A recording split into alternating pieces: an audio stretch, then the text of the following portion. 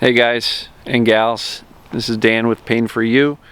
Today I want to talk about something called neutral attention. And I know I always come up with these weird phrases that aren't really commonly used, but neutral attention is just that. It's not giving either positive or negative attention to something, it's just neutral. And that's what I'm going to suggest we do with chronic pain or chronic symptoms, is just be neutral about them.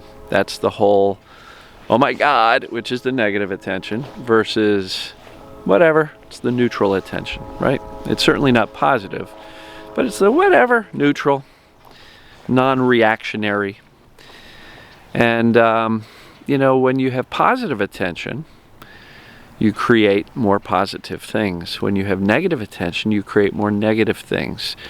When there's neutral attention, it kind of diminishes whatever's there. So I'll use the analogy of a interpersonal relationship. If you are with a partner, a spouse, or somebody you care about, and you are placing a lot of positive attention on that person and, complimentary, doing nice things, looking forward to seeing them, making sure they know you're looking forward to seeing them, that positive attention absolutely tends to create more positivity in that relationship. Why? Because they feel appreciated, they feel loved, and they're going to respond positively as a result. Negative attention, if you're constantly grumbling and mumbling and bitching about things and, criticizing the other person, what do you think that's going to create? Positivity or more negativity? And the neutral attention is really kind of a difference, like whatever, I'm with this person, but whatever. So don't be surprised when there's not a lot of positivity. And in some cases, it's better than the negative attention. But the neutral attention can be useful if applied in the right situation. Or in a relationship, the neutral is certainly better than negative, but it's definitely not positive. So neutral attention is something I just want to make you aware of because, again, it can be very helpful as it relates to TMS, mind-body syndrome, distraction pain, PPD, this, all this stress-induced illness. Placing neutral attention on the symptoms is really what I'm encouraging you to do. That's why my recommendation is don't care about the pain. Whatever. Doesn't matter. Why? Because we know, if we know about TMS and we know we've got it, our body's fine. So neutral attention there. And that's really important. But when there are positive things in your life and you want more of it, make sure to place positive attention there. And that can even be stuff that we're doing for ourselves. If you get up and you finally get out there and you do your workout, give yourself some positive attention. Pat yourself on the back. All right, yes, that was good. I feel good for doing that. And if you're beating yourself up and you're giving yourself a lot of negative attention, don't be surprised when you are feeling really poorly, really negative about things. So I like the relationship analogy for explaining the positive attention, the negative attention, and the neutral attention. But really, as it relates to chronic pain and these symptoms that we've got, these chronic symptoms, I'm going to really encourage you to try to be neutral and definitely not negative. I'm not encouraging you to be positive because that's kind of just bullshit. I'm not telling you to be happy about your pain. That's not realistic and it's not going to be helpful. But neutral is really where you want to go. Just really don't care. And I know I say this over and over and over again. Don't care about your symptoms. Don't care about your pain. Well, this is why it matters, because the more negative attention you place on your pain, the more you suffer with it, the more you get angry at the pain, the more you get angry at this TMS, the more you judge yourself for not being able to get rid of the pain. That's negative attention. And that actually creates negative results.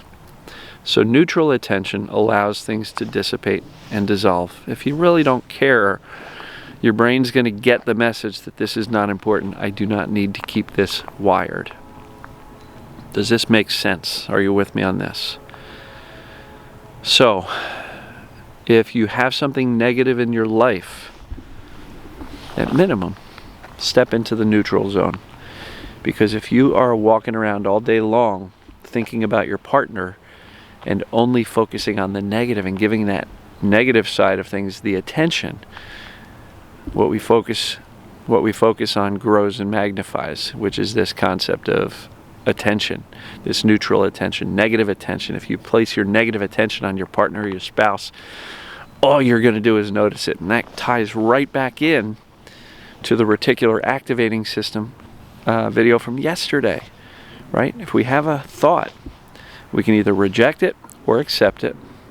When that thought is combined with emotions, or as somebody pointed out, when that thought creates emotions, it then can become a belief.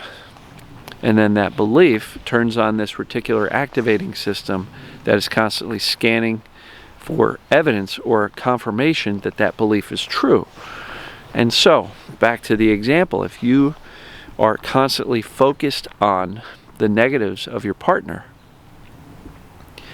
you are, by definition, turning on the reticular activating system to find evidence or confirmation that there's a problem with your partner, right? So it all starts at the thoughts, though. And you're choosing the thoughts that lead you into this negative confirmation pattern. So reticular activating system, negative attention, they're all kind of the same thing. Positive attention. If you think, I'm going to go start a business, and you have this strong belief and you're excited about it, and you really know that, okay, I've got it mapped out and I know what I'm doing, you can get excited about it. That creates a belief, and now your reticular activating system is going to look for confirmation that you can do it. So again, that system, the reticular activating system, works for us or against us depending upon what we input into the front end, those thoughts that we decide to accept as true and wrap with emotion.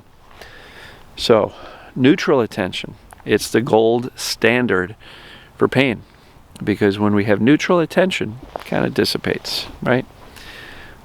Negative attention on the pain will only keep it stuck and potentially make it worse. It also ties back into the hyper-vigilance. Are you always scanning? It was kind of weird. I was sitting on the couch yesterday. All of a sudden, I felt this weird pulsing in the left lower back. I was like, that's interesting. Now, my old self would have been like, oh no, here it comes. We're going to have a problem. But instead, I just, that's interesting. Neutral attention. Didn't react either positively or negatively.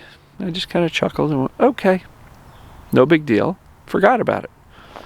And until this example right here in the video, I hadn't remembered it before. But again, hypervigilance in my past life, when I had all this pain for 13 years, I would have freaked out about it. I would have wondered, what the hell's going on? You know, and sometimes we can get so wrapped up in this TMS thought process that anytime we get a new symptom, we're going, oh no, symptom imperative, I'm missing something. What do I got to do? Freak out, freak out, freak out. Now all of a sudden you're placing all of this negative attention onto a little twinge on your body that's meaningless. It just, whatever, it kind of happened. So, I don't know, just sharing these concepts. The reticular activating system was yesterday. Go back and watch that if you haven't seen it. And just know that we can choose our thoughts and we can create the input into the system that's going to run automatically in the background all day long, which is why I say what we focus on tends to magnify. We get what we expect, right? And we believe the things we think and say most often. So choose your thoughts, choose your input into these systems that go to work all day long. And then as it relates to your pain and or other symptoms, neutral attention. It's really important. Don't give a crap. Really, literally, don't give a crap. Because caring and hating on it and stressing out and freaking out about it is giving it negative attention, which tends to expand that negative experience.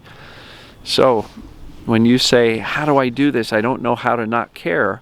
Understand that where you place your attention is what's going to grow more. I don't like the word manifest. It's a little new agey, but it will. It will manifest in more negative symptoms. So get neutral. As it relates to your symptoms and pain, go neutral.